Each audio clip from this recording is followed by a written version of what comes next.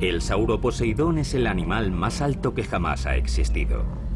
Con 18 metros de altura y casi 30 metros de longitud, cualquier animal actual parecería minúsculo a su lado.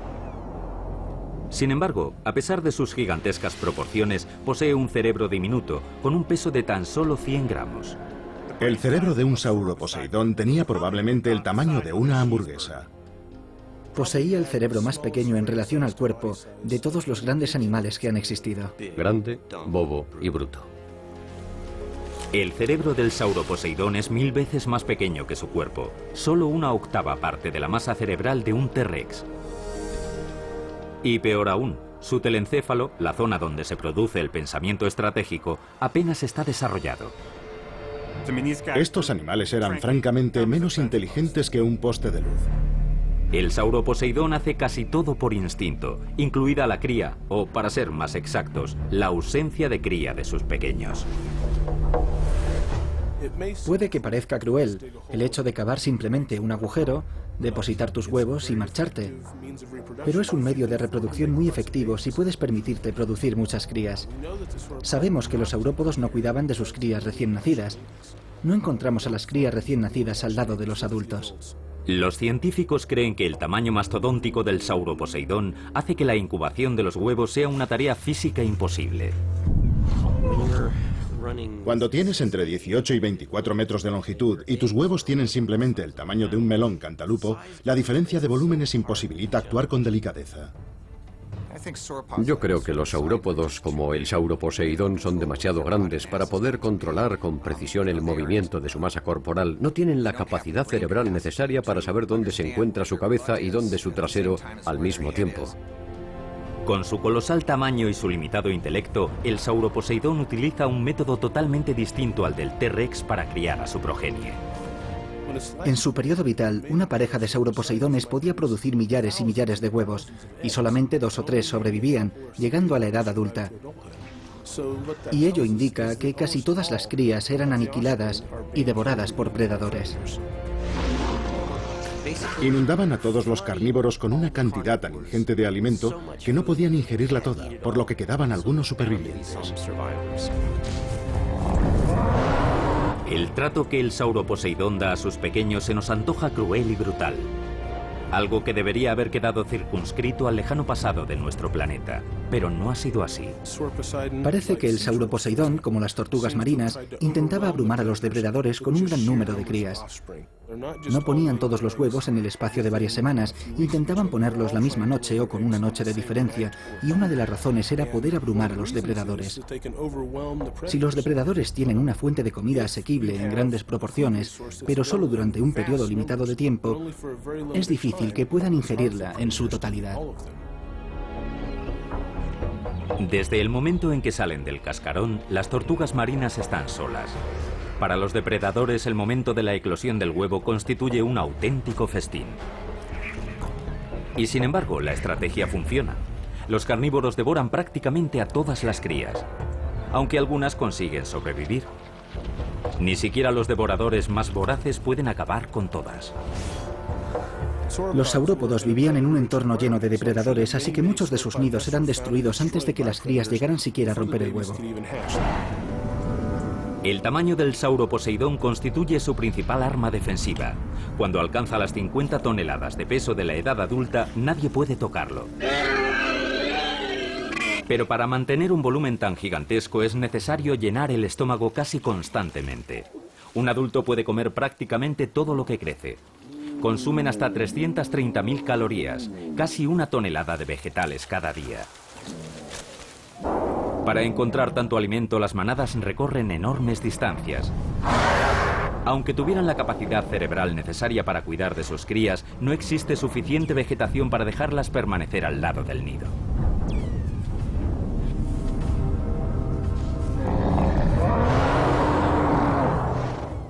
¿Qué cantidad de recursos se utilizan en la reproducción para la siguiente generación? Siempre se produce una compensación. Si proporcionas cuidados parentales, no contarás con los recursos para producir muchas crías, o puedes hacer lo contrario, producir toneladas de crías, pero ello te impedirá contar con los recursos para cuidar bien de ellas. Cuidar bien de la prole no solo requiere capacidad cerebral, sino también unos sentidos bien desarrollados. El sauroposeidón carece de ambas cosas. Sus ojos están separados, situados a cada lado de la cabeza.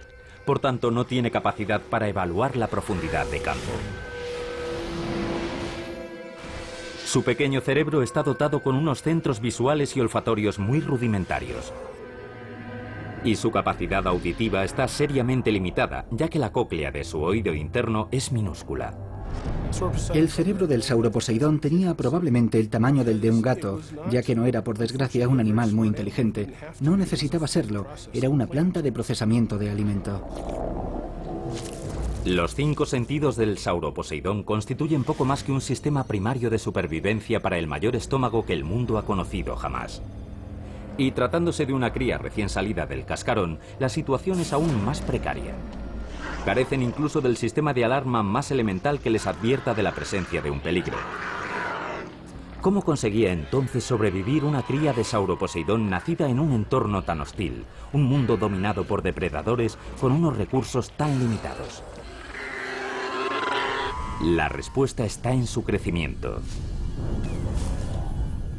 Los herbívoros crecen mucho más rápido que los carnívoros. Si no lo hacen, son devorados. Aún así, habrá de transcurrir una década o más hasta que este sauroposeidón sea lo bastante grande para unirse a la manada. Y todos esos años los pasará en solitario. ¿Dónde se quedaban los animales más pequeños? ¿Qué hacían estos saurópodos hasta que alcanzaban un tercio de su tamaño? No se desplazaban con la manada. Permanecían ocultos en el bosque alimentándose todo lo que podían para poder unirse a la manada. Es la mejor defensa. No importa que dispongas de unos cuernos o de una coraza protectora. La mejor defensa es siempre crecer rápido. Y si eres un saurópodo, no cuentas con ninguna otra baza. Aumentar de tamaño es la única opción posible. Para el sauroposeidón, sin embargo, cada día en su etapa de desarrollo es un día más que debe mantenerse alejado de la vista de este individuo. El Deinonychus es una máquina de matar. Se trata de una criatura tan pequeña como veloz. El Deinonychus era uno de los depredadores más extraordinarios que ha pisado la faz de la Tierra. Un luchador tridimensional, un dinosaurio mortífero. Para un joven sauroposeidón, incluso un joven Deinonychus del tamaño de un oso polar constituye un problema. Y un grupo de Deinonychus representa un montón de problemas. Puedo imaginarme perfectamente la escena de un grupo de Deinonychus entrando en el bosque donde se esconden los pequeños sauroposeidones para exterminarlos a todos. Saltando de uno a otro, derribándolos, desgarrándoles la piel, seccionándoles el cuello y devorándolos mientras están aún con vida.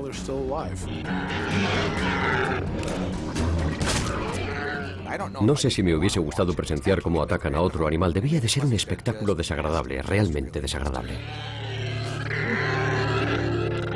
Cuesta imaginar cómo podía sobrevivir el sauroposeidón en un mundo en el que debía enfrentarse solo a estos salvajes asesinos.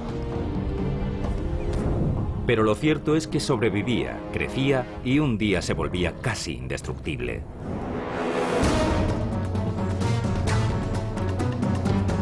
Para el Tyrannosaurus Rex, el carnívoro más desarrollado que jamás ha existido, las posibilidades de supervivencia no eran más halagüeñas.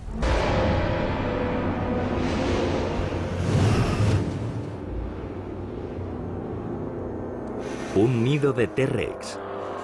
Las crías crecen con rapidez. La hembra ha salido de caza para intentar reponer fuerzas. El macho se queda al cuidado del cubil. Solemos tener la imagen idílica de una madre tiranosaurio vigilando sus huevos. Por lo que sabemos es tarea del macho. Es posible que la actitud de la hembra fuese algo así como: amigo, tú causaste el problema, así que tú te ocupas de ellos. Pero el macho también necesita alimentarse. Un carnívoro de sangre caliente no puede sobrevivir mucho tiempo sin comer.